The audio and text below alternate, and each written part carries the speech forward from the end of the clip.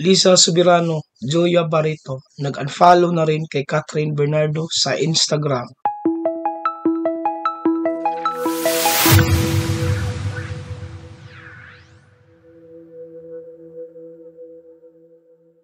Nag-unfollow na sina Liza Soberano at Joya Barreto sa Instagram ng kapwa nila actress na si Catherine Bernardo. Noong June 12, 2024, napansin ng ilang mapanoring netizens na wala na ang pangalan ni Catherine sa following list ni Liza at Julia sa Instagram.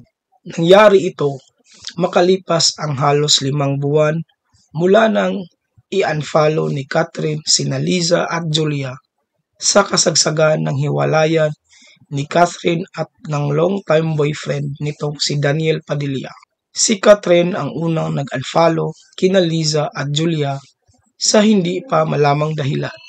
January 11, 2024, nang tanggalin ni Catherine sina Liza at Julia at isa pang aktres na si Jillian Vicencio sa kanyang following list. Kasabay ito ng pag-unfollow niya sa dating nobyo na si Daniel. Ito na rin ang huling beses na makita sina Liza at Julia na pina-follow ni Catherine. Dahil sa pag-unfollow ni Liza at Julia kay Catherine, muling nabuksan ang issue ng kontrobersyal na hiwalayan ng Katniel, maging ang matagal na noong palaisipan sa kaugnayan ni Liza at Julia sa breakup ni Catherine at Daniel. Ayon sa netizens, imposible raw kasing bigla na lang silang i-unfollow ni Catherine kung wala siyang natuklasan na ikinagalit niya sa mga ito. Halo-halong espekulasyon, tuloy ang nagsusulputan na di umano may kinalaman sina Liza at Julia sa pagwawakas ng 11 taong relasyon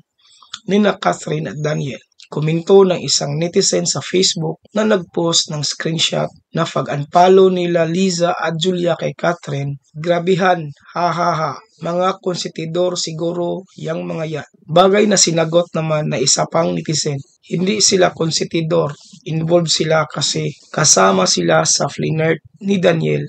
Pero inignore lang ni Julia at Liza si Daniel. Nagkalabas lang yan lately pero hindi sila naging babae ni Daniel. Nagtry lang si Daniel sa kanila pero hindi natuloy.